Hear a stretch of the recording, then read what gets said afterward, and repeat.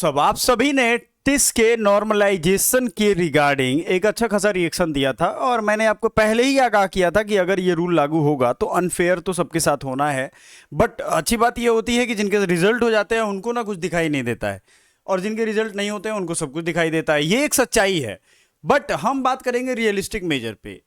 Students ने mail किया है एंड अगर आपको अपने राइट्स के बारे में ये पता है कि आपके साथ इनजस्टिस हुआ है तो काइंडली डू द मेल। मैं किसी को इंस्टिगेट नहीं कर रहा हूं, I am doing just my right thing कि मुझे लगता है ये अगर गड़बड़ हो रहा है। भाई देखो, अगर आपको कट ऑफ जारी करनी है आप पब्लिक डोमेन में जारी करो। डीयू एंड बीएचयू से आप बड़े नहीं हो गए हो।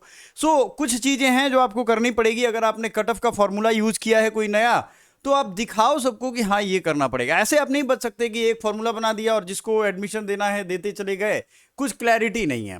जब आप टिस के वेबसाइट पे आएंगे तो सीयूटी पीजी या non CUET PG CAT PG का ऑप्शन दिखेगा, पीजी प्रोग्राम दिखेगा, एडमिशन ब्रोशर दिखेगा। आपको मैं एक चीज क्लियरली दिखाना चाहता हूं जो आप सभी लोग शायद पहले देखे भी होंगे मेरे वीडियो, अलग अलग वीडियो में। सबसे पहली चीज तो आपको चैनल को सब्सक्राइब कर लेना है। अगर आपके मार्क्स बहुत कम है और आप चाहते हो 2027 के लिए प्रिपरेशन करना या नए बैच में आप ज्वाइन होना चाहते हो तो एक चीज क्लियर रखना, टाइम से अगर प्रिपरेशन करोगे तभी मार्क्स अच्छे आएंगे और फर्स्ट और सेकेंड लिस्ट में आपका सिलेक्शन होगा। अदरवाइज देख लो क्या किस तरीके की नौटंकी हो रही है और क्या परेशानियां हो रही है। इसमें भी जिनके मार्क्स अच्छे थे फर्स्ट राउंड में उनको उठा लिया गया है, मतलब उनका एडमिशन पक्का कर लिया गया है। ये जब एडमिशन ब्रोशर आप पूरा पढ़ोगे इसमें किसी भी तरीके की नॉर्मलाइजेशन की कोई चर्चा नहीं है। जब आपको ये पता था कि भाई एक एक पेपर कोड में, जैसे मान लेते हैं चिल्ड्रन एंड फैमिली ग्रुप है ये, इसमें एक सब्जेक्ट कोड में 6 आप पेपर कोड दे रहे हो, तो क्या आपको ये नहीं पता था कि इसमें डिस्क्रिपेंसी होगी और आपको नॉर्मलाइजेशन देगा? इन्होंने बस एक जगह ये लिखा है कि TISS has right to change their admission process और रूल्स, एडमिशन रूल्स, ये सब इन्होंने मेंशन किया है। ये नहीं लिखा है कि ये किया जाएगा, स्कोरिंग करेंगे, ऐसे करेंगे, नॉर्मलाइजेशन करेंगे, इक्वलाइजेशन करेंगे। और ये एक अनजस्टिफाइड आंसर है। We need answer. देखो पूरे देश में जो माहौल है ना, एग्जाम सिस्टम एंड जो एकेडमिक प्रोसेस है उसको लेकर के all students are in very doubt.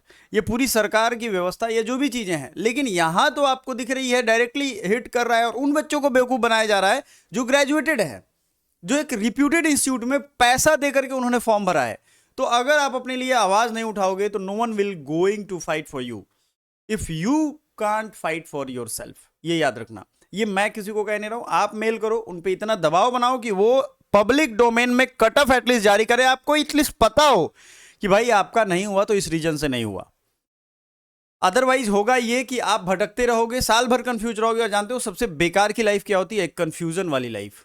आप ना इधर के रहते हो ना उधर, आप हमेशा कंफ्यूज रहोगे, यार मेरे में ही कोई कमी होगी, मेरी ही गलती हो। मुझे पता तो चलेगी भाई मेरी में कमी है, 100% कंफर्म तो हूं।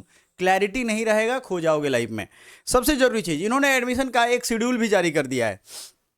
आप अगर देखेंगे यहाँ क्राइटेरिया में भी इस चीज को मेंशन नहीं किया। एडमिशन कैलेंडर को अगर ध्यान से देखेंगे आप तो यहाँ देखो इन्होंने बहुत तेजी से सब कुछ एक्शन लेना शुरू कर दिया है। फी मैपिंग कंफर्मेशन एक्सेप्टेंस 29 जुलाई तक करना है।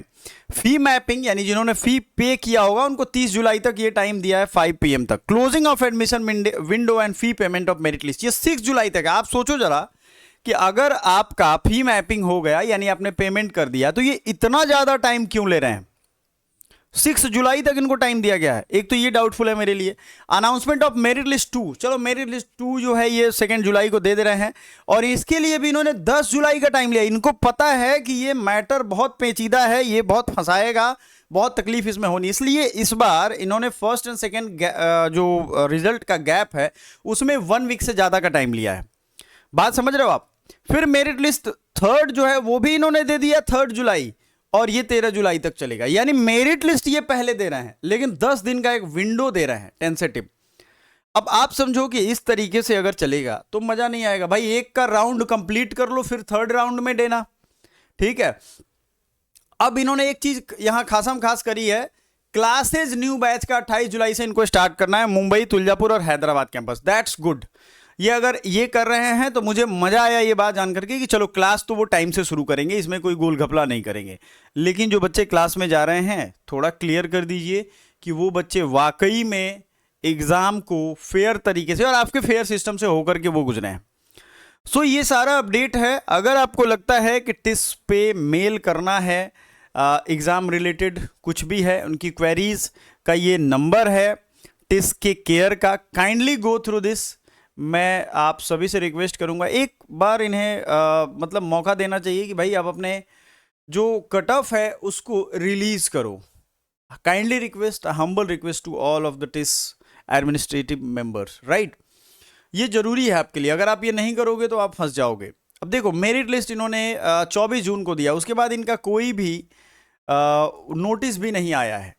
अगर आप यहां देखोगे मेरिट लिस्ट में तो सिर्फ इनका नाम, अच्छा सबसे गड़बड़ बात है कि नाम और फॉर्म नंबर रहता है, बहुत जगह मैं देख रहा हूं ये चीज, इनके मार्क्स नहीं रहते हैं।